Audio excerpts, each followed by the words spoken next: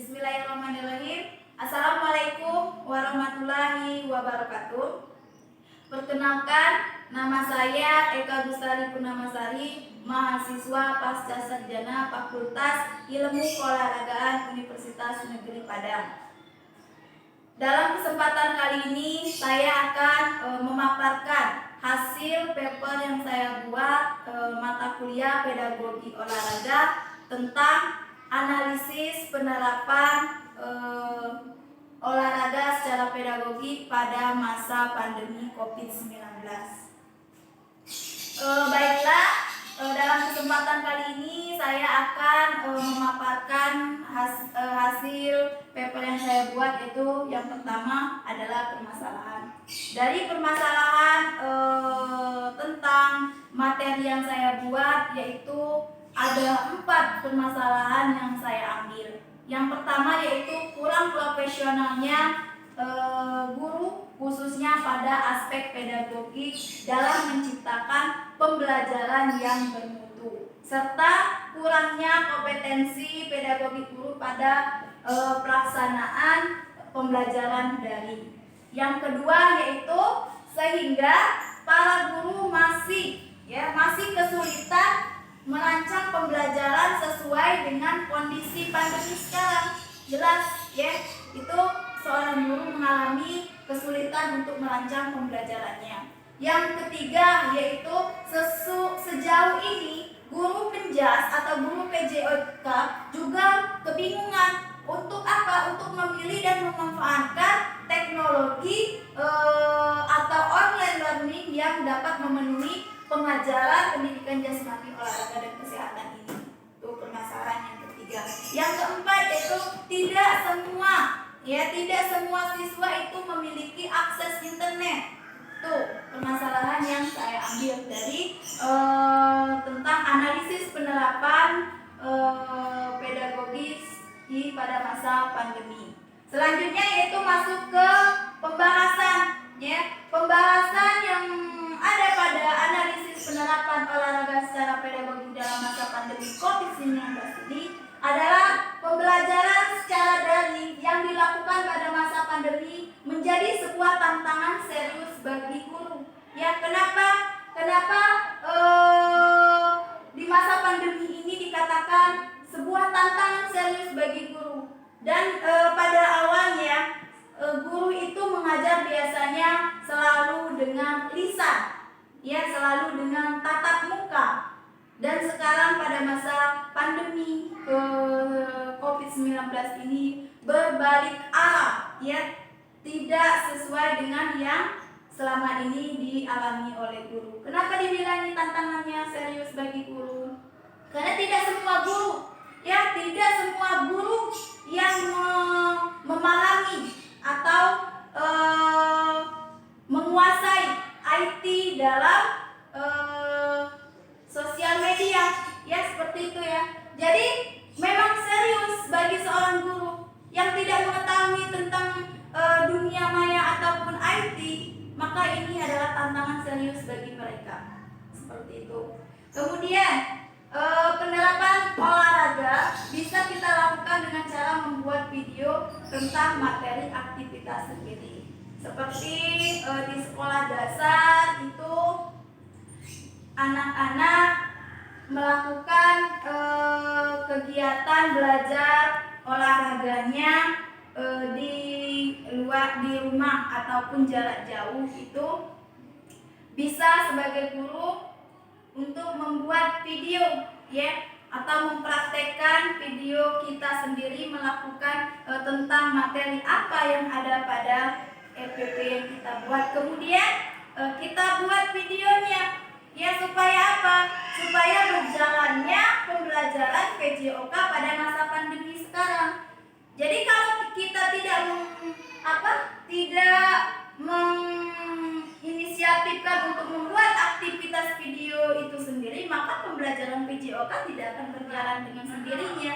Seperti itu.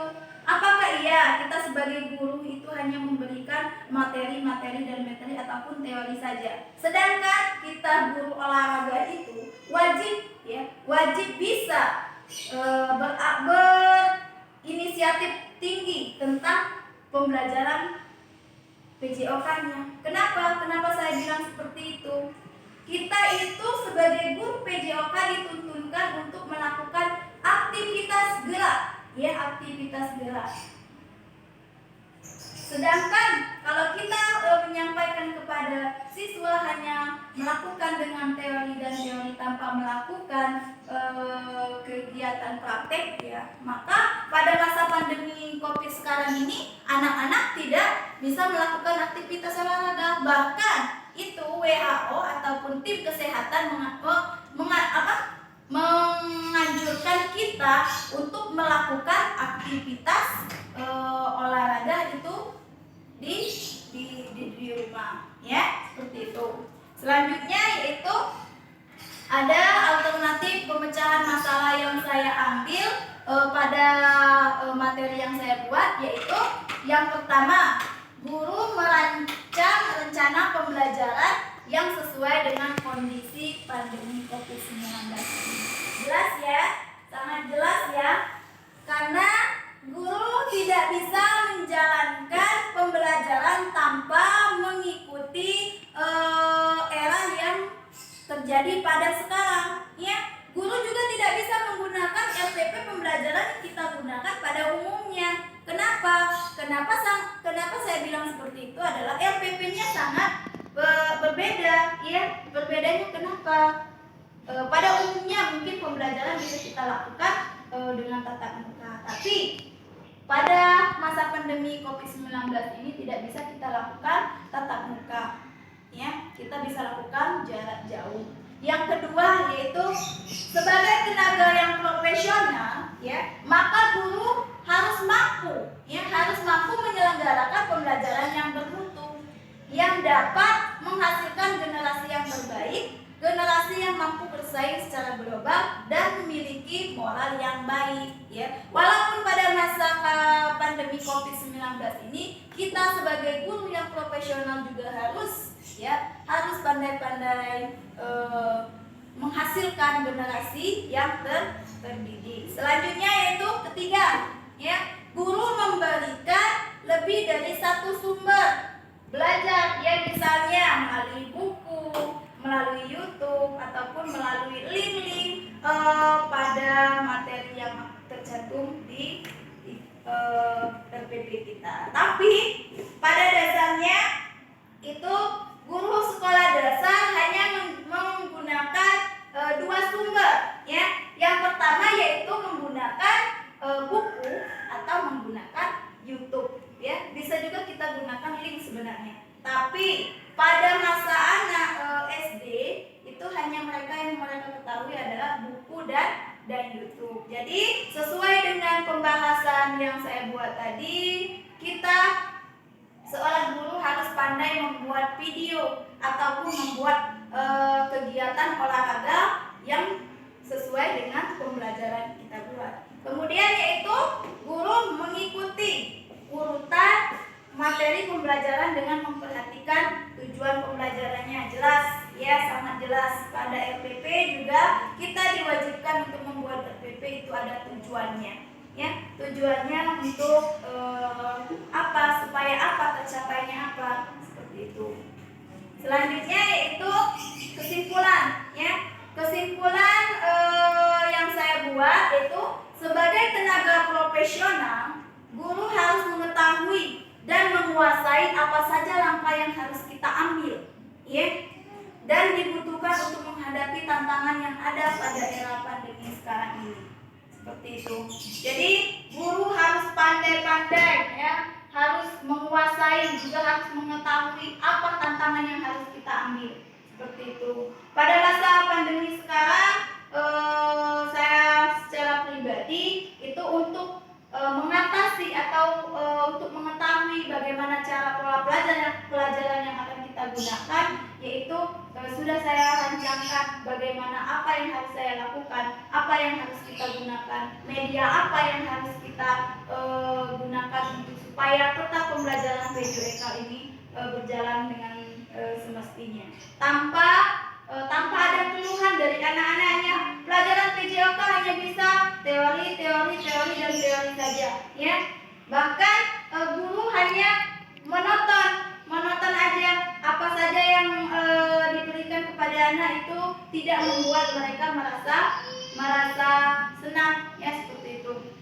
Jadi pada pengalaman saya selama ini untuk mengatasi pada masa pandemi COVID yang saya lakukan pada pembelajaran PJOK ini, saya membuat video itu. Yang pertama kemarin itu melakukan video senam poco-poco olahraga untuk pengenalan pada anak di kelas 1, ya. Walaupun mereka tidak bisa kita sampaikan atau kita lakukan bersama pada mereka, itu saya membuat video senam poco-poco olahraga, kemudian di-sharekan di grup, ya, di-sharekan di grup melalui grup kelas masing-masing. Jadi tugas PJOK anak-anak mengamati video yang saya lakukan, kemudian catat apa saja yang terdapat pada gerakan yang ibu lakukan tersebut, seperti itu.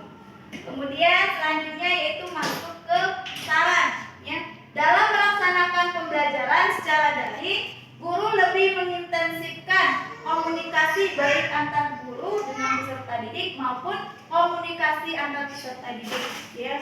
Jadi walaupun saat ini kita tidak bisa berinteraksi atau komunikasi secara langsung kepada peserta didiknya, kita bisa menggunakan komunikasi melalui via WhatsApp ataupun grup yang ada pada kita gunakan pembelajaran yang kita lakukan ini.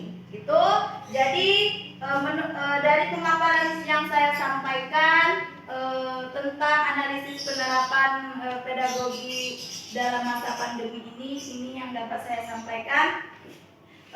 Apabila ada salah kata ataupun kurangnya khas dari pemaparan yang saya buat, saya akhiri. Wabillahi taufiq wal hidayah. Wassalamualaikum warahmatullahi wabarakatuh.